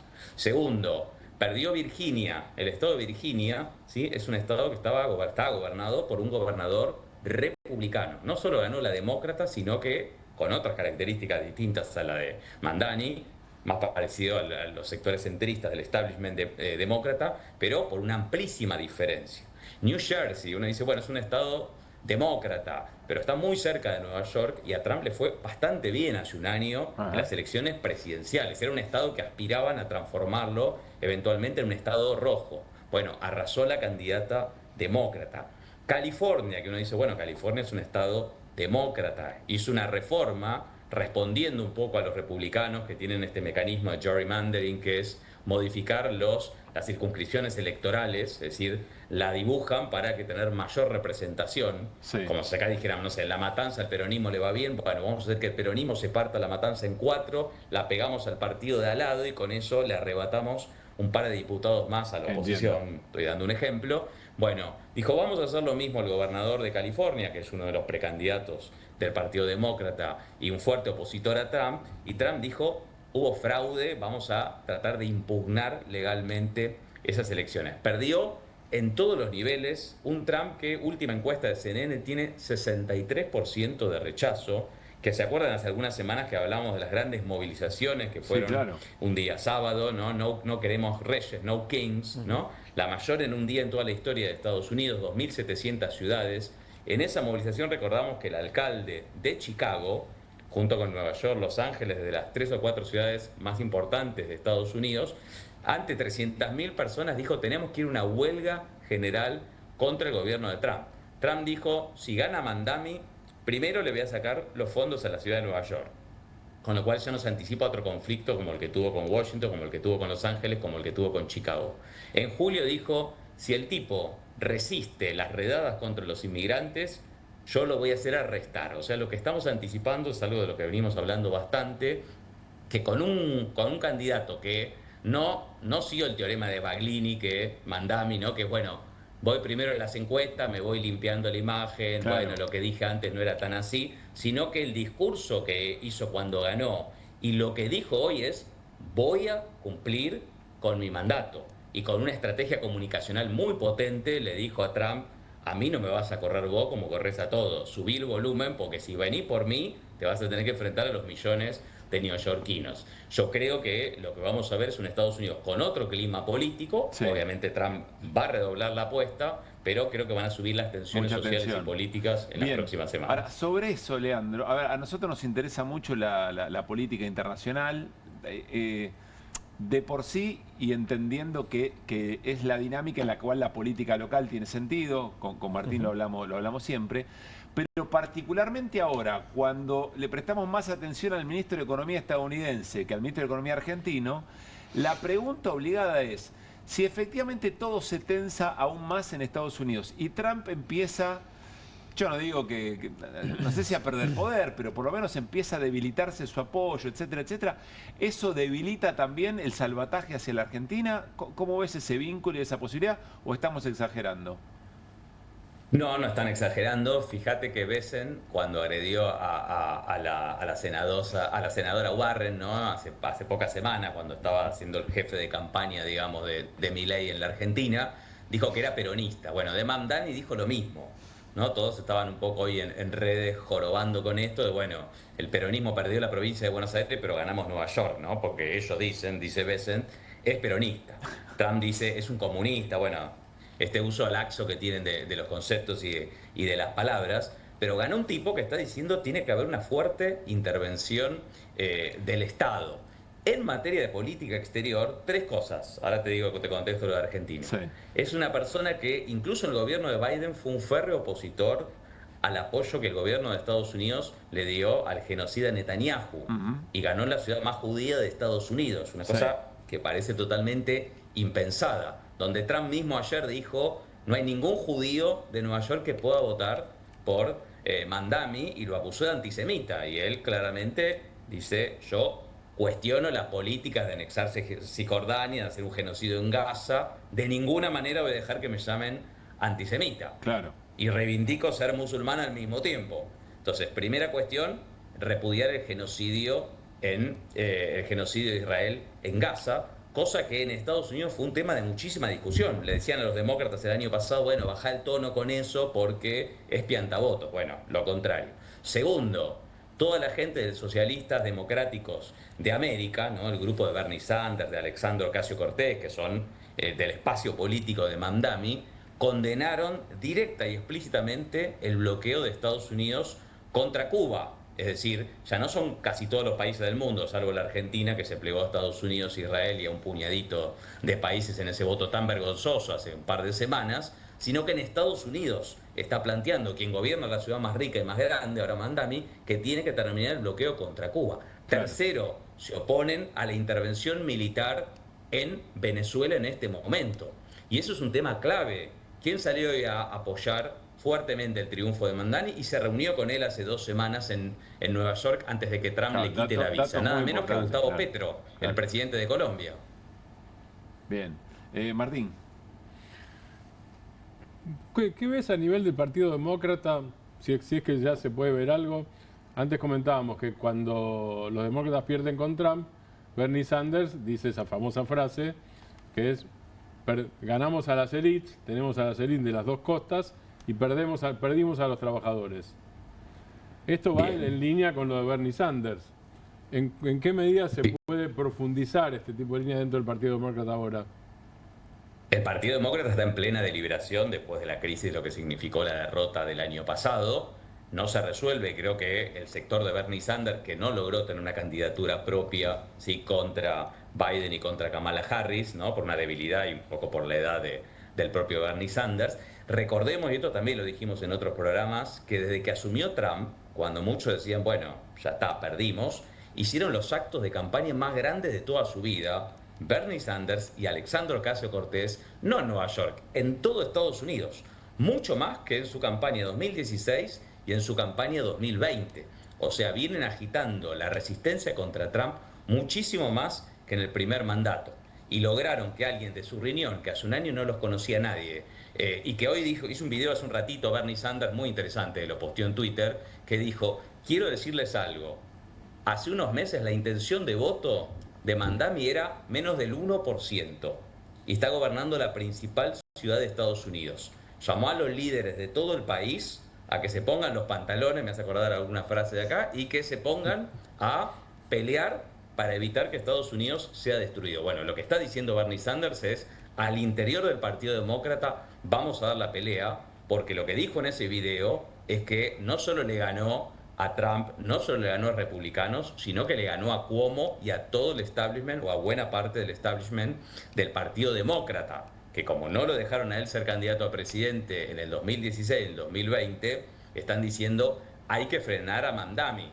Oppenheimer, ¿no?, un analista que escribe para medios de toda América Latina en La Nación, hoy decía, el Partido Demócrata lo peor que puede hacer es tener como candidato a Mandami, porque le va a dar un argumento a Trump a decir que efectivamente es un partido rojo, es un partido socialista. Mandami ganó abrumadoramente en los sectores más humildes de todos los distritos de Nueva York, ganó en todas las minorías étnicas, menos en los blancos, ganó en todas, en particular en los latinos, siendo un musulmán, algo bastante, y en los afroamericanos, algo bastante raro, y ganó abrumadoramente entre los jóvenes. Sacó más del 60% entre los jóvenes, es decir, los jóvenes que nunca van a votar. Logró un récord de votación en Nueva York desde 1969. Mirá vos. Y esto es lo que necesitan los demócratas para ganarle a Trump, porque las dos veces que Trump fue electo presidente con menos del 35% de los votos del padrón. O sea, Trump es un tipo muy repudiado, pero mucha de la gente que no le gusta a Trump no va a votar, en particular los jóvenes que no fueron a votar por Biden, que no fueron a votar por Hillary Clinton. Bueno, un candidato como Mandami lo que logró es que fueran a votar los trabajadores, que fueran a votar las mujeres, que fueran a votar los jóvenes y que fueran a votar todas las minorías étnicas. Me parece que abre una situación y un clima político y de esperanza en Estados Unidos que no te puedo contestar, Martín, si va a lograr que efectivamente sea el que construya una hegemonía al interior del Partido Demócrata, pero sin duda es un líder que hoy es el principal adversario de Trump a nivel nacional, y está rodeada de otros que sí ya tienen una experiencia de varios mandatos como legisladores nacionales que también salieron de Nueva York, como Alexandria Ocasio-Cortez, que hizo campaña mano a mano junto con Bernie Sanders y con Soram, ¿no? Leandro, siempre un lujo escucharte. Gracias por tu participación en el programa y la paciencia. Un gran abrazo. No, un gran abrazo para ustedes. Que esté muy bien. Leandro Morgenfeld. Y evidentemente es un mensaje también que se extiende por fuera de Estados Unidos, me parece, ¿no? ¿Ibas a decir algo? No, hay un nivel de movilización que es lo que Leandro contaba recién. Sí. Y esos niveles de movilización en Estados Unidos solamente pueden ser comparados con las marchas de Luther King, estamos hablando de la década del 60 por los derechos civiles, y con las marchas contra la guerra de Vietnam. Sí. Y niveles de movilización como el que describía Leandro Morgenfeld recién, no se dan desde ese momento. Que se traduce además en participación electoral. Que se traduce en participación electoral, exactamente. Y recordemos otra cosa. En Estados Unidos el voto no es obligatorio, claro. Y además hay que registrarse previamente. Es decir, que hace falta dos pasos. Hay que registrarse para votar y además hay que ir a votar. Y además de todo no es feriado. No es feriado, es en día laborable. Nos vamos a la pausa. Gran bloque entre los 20 años del No al ALCA y la charla con Leandro, el análisis de estas elecciones en Estados Unidos que tiene un impacto que va más allá de las fronteras del país norteamericano. Tanda y seguimos con más QR. Dale.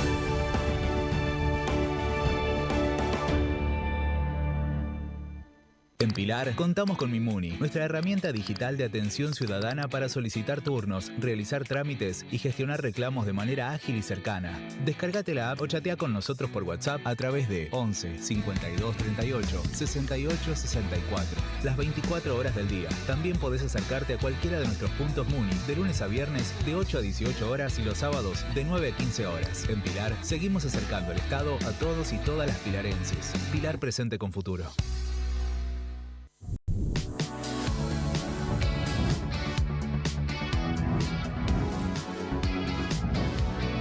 Soy Agustín Neglia, los invito a todos a ver por Amazon Prime lo mejor de La Rioja en nuestra nueva serie de viajes Super Guide por Amazon Prime.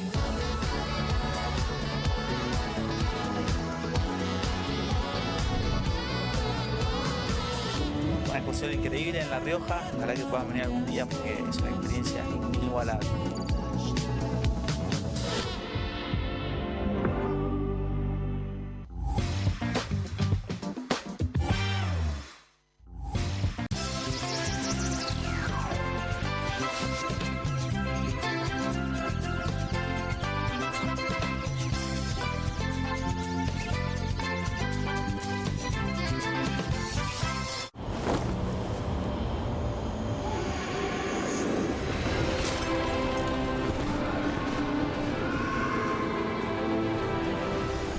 Betano, divertite a otro nivel con el bono de bienvenida.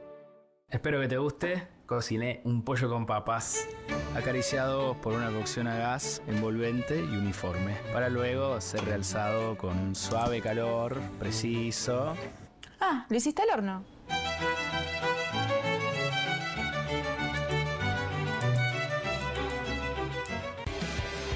Cueste lo que cueste.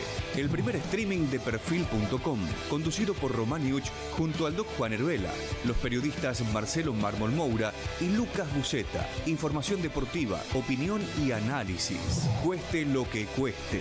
De lunes a viernes, a las 10 horas, por Bravo TV. Emprendidos, con la conducción de Ornella Flench. Historias de emprendedores en primera persona. Consejos prácticos para alcanzar sus metas. Emprendidos, de lunes a viernes a las 12 horas por Bravo TV. Bienvenido a todo Latinoamérica. Caras TV llegó a DirecTV, el canal de las celebridades. Entretenimiento exclusivo las 24 horas del día. Más Caras, con la conducción de Héctor Maugeri. Red Carpet, Caras News, Caras Realeza, Caras Fashion, Caras TV.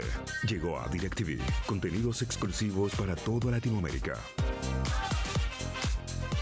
Hay una casta superior que es los periodistas que si mienten, calumnian, injurian y dicen cualquier cosa. ¿Tenés ahí los nombres de los periodistas que tengo que meter en cana? No nos tomamos esto a la joda, como esos periodistas mentirosos. Y dentro de la cancha vale todo, que la vayan a buscar, la tienen adentro. Soy un abanderado en la batalla cultural, pero los imbéciles con déficit de IQ doméstico, ¡ay, no, miedo! Mientras que los imbéciles de los periodistas... ¿Sabes la cantidad de periodistas que tengo para mandar a la hoguera? Las mentiras de los medios. Y periodistas ensobrados, operadores, basuras. No me vengas con que son inocentes. No digo que sean tan malos como los periodistas. Digamos, raya el mal gusto propio de cerdos. Creo que es una ofensa decirle periodistas. ¿Sí? Milei odia al periodismo. Nosotros amamos al periodismo. Suscríbete a Perfil.com.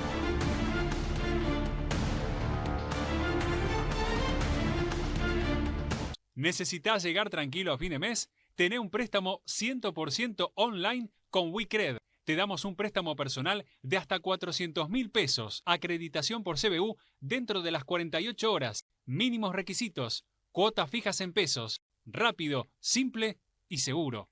Ingresá ahora en wecred.com.ar.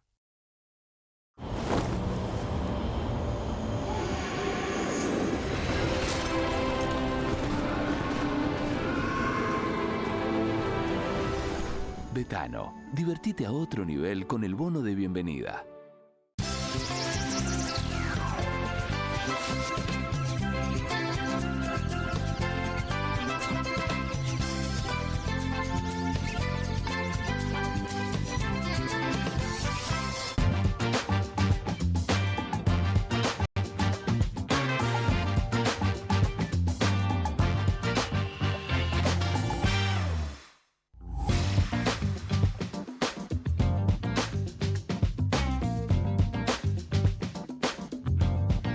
Seguimos en QR. Atención con esto que viene posteando el doctor Oscar Atienza, con quien vamos a conversar en un ratito nada más. Miren este posteo de estas horas. Fiebre amarilla, encefalitis de San Luis, fiebre del Nilo Occidental, todas en aumento. Es tremendo cómo estamos cambiando de modelo epidemiológico, del crónico al infeccioso nuevamente. En la década del 50 salimos de ahí, hoy entramos nuevamente. Y hay otro, ahí hay un cuadro que muestra efectivamente la estadística. Y hay otro también que queremos compartir con ustedes, que tiene que ver con enfermedades de transmisión sexual. A ver si podemos compartir ese posteo. Todas las enfermedades de transmisión sexual están en aumento. Sífilis, sífilis en embarazada, sífilis congénita, hepatitis B, hepatitis C, décadas de atraso. Y otra vez lo respalda con cuadros estadísticos. Está en línea Oscar Atienza, médico cirujano, doctor en medicina y cirugía, magíster en administración de servicios de salud. Doctor Atienza, Pablo Caruso y todo el equipo de QR, los saludamos. ¿Cómo le va? Muy buenas noches.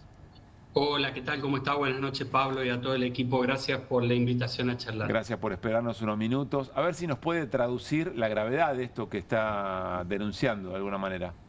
Bueno, esto es en realidad una de las peores catástrofes sanitarias que hemos tenido en la historia del país. Nunca se dio la cantidad de enfermedades de tipo contagiosas como las que estamos teniendo en este momento. Enfermedades, por ejemplo, las evitables por vacuna, que son sarampión, la hepatitis A, la hepatitis B, están en aumento.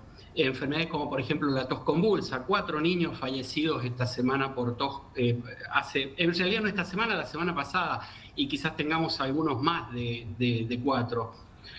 Sarampión, 3.300% de aumento este año con respecto al año anterior. Tenemos de vuelta la viruela, 4.400% de aumento. La hepatitis A, 540% de aumento. Tos convulsa, 134% de aumento. Tenemos la sífilis de la embarazada y la sífilis congénita en aumento. La tuberculosis, la lepra están en aumento. La encefalitis de San Luis, la fiebre oropouche, que no la teníamos en la Argentina, la estamos teniendo nuevamente. La fiebre hemorrágica argentina estamos teniendo en aumento. Es un caos sanitario. Pero no solo las enfermedades de tipo infecto-contagiosa. Tenemos problemas de salud, como por ejemplo las intoxicaciones por monóxido de carbono en este invierno aumentaron el 500%.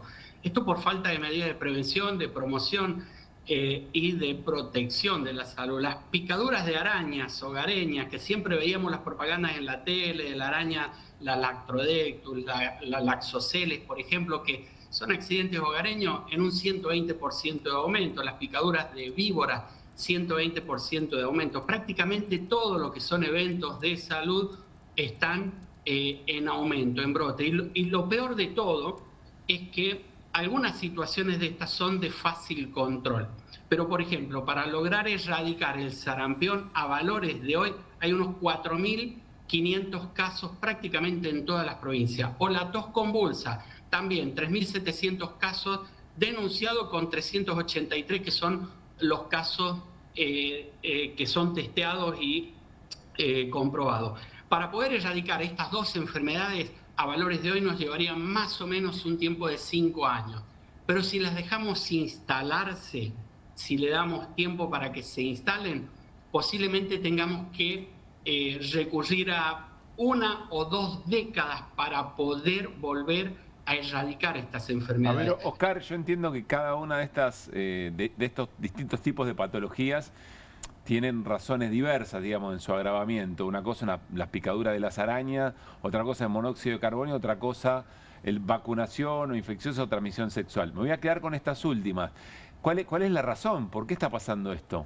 Falta, por ejemplo, en las enfermedades de transmisión sexual, falta un poquito más de presencia del Estado en campañas de prevención y de promoción. Repartir preservativos es central. Salir a combatir algunas ondas que hay por ahí en las redes sociales, ¿no? El famoso apelo, eso hay que salir a combatirlo desde el Estado. Hay que volver a recuperar un poco más la presencia del Estado en ese sentido. Por ejemplo, las intoxicaciones por monóxido de carbono, este año no vimos ni una campaña en la TV explicándole a la gente cómo se tiene que cuidar de las pérdidas de la llamita del gas con los distintos colores. Eso no lo hemos visto. Pero después además hay que empezar a trabajar un poco más en lo que es recuperar la confianza de la gente en las vacunas. Para que se den una idea, el argentino era un país que tenía una alta adherencia a las vacunas, más del 90%. La tasa de cobertura de vacuna para la triple viral, que es la que cubre el sarampión, por ejemplo, está en el 46%. El año pasado estuvo en el 56%, años anteriores por encima del 80%.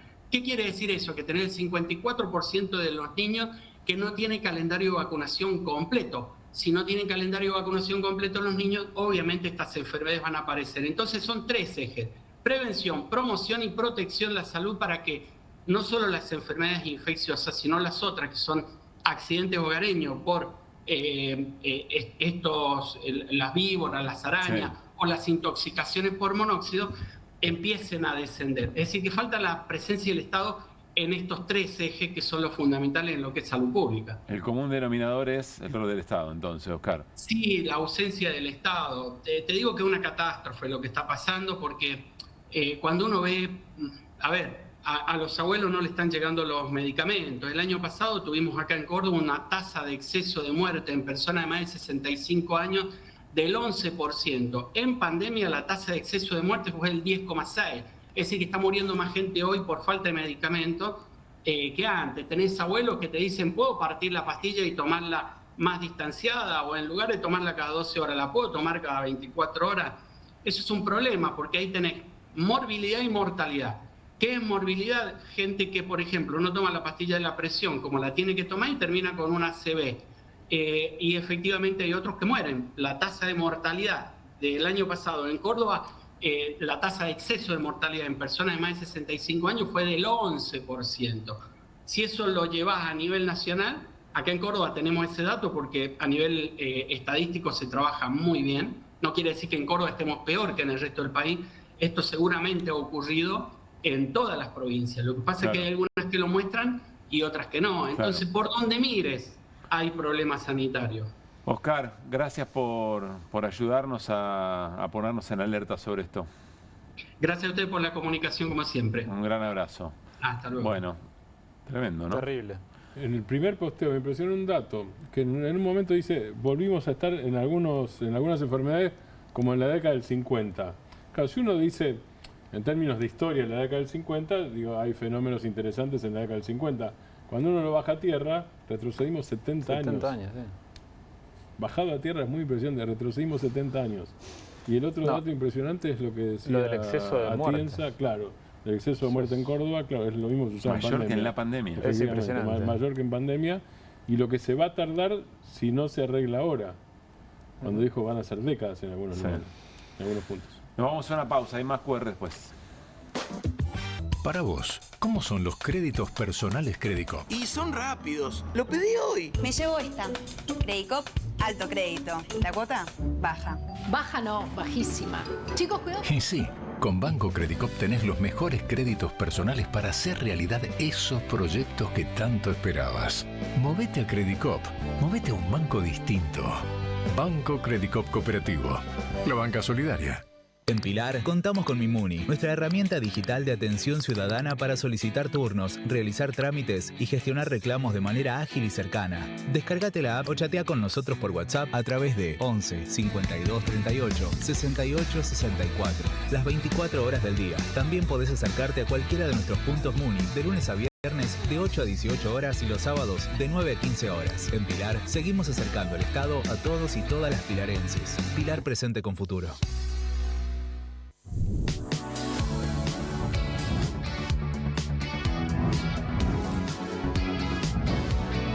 Soy Agustín Neglia, los invito a todos a ver por Amazon Prime lo mejor de La Rioja en nuestra nueva serie de viajes Super Guide por Amazon Prime.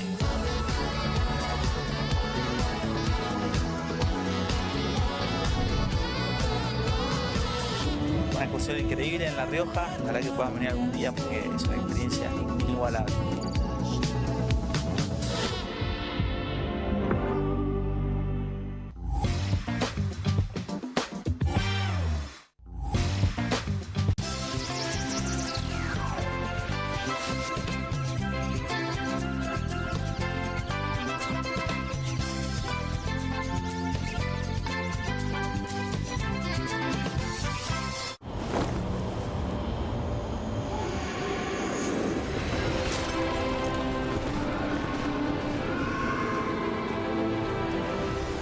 Betano, divertite a otro nivel con el bono de bienvenida.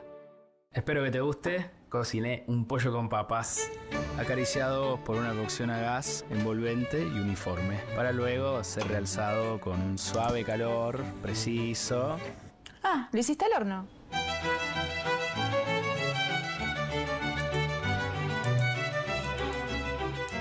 Hay casa, hay freezer, hay helado, hay serie, hay sillón, hay bonobón helado, hay amigos, hay reunión, hay postre, bro, hay cumple, hay bardo, hay mogul helado, hay postre, hay palito, hay helado chocotorta.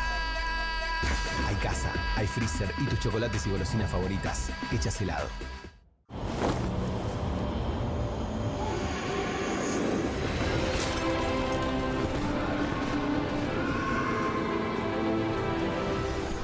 Betano, divertite a otro nivel con el bono de bienvenida.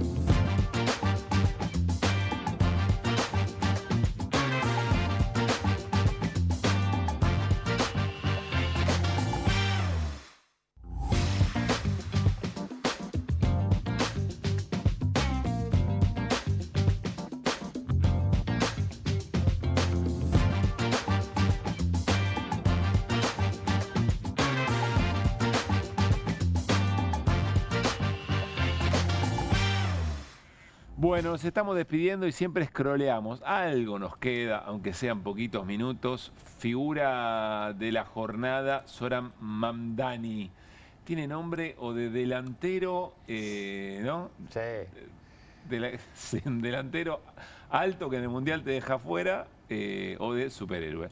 Bueno, decía Martín que era rapero, que había sido rapero en algún momento. Fue rapero, sí. Y fue muy popular como rapero, con otro nombre. Bueno, vamos a ver si es cierto. I am Donald Trump's worst nightmare as a progressive Muslim immigrant who actually fights for the things that I believe in. तो ये है जो एंड्रू कोमो ऑफर कर रहा है। आज मेरे पास बिल्डिंगें हैं, प्रॉपर्टी है, बैंक बैलेंस है, बंगला है, गाड़ी है, क्या है तुम्हारे पास?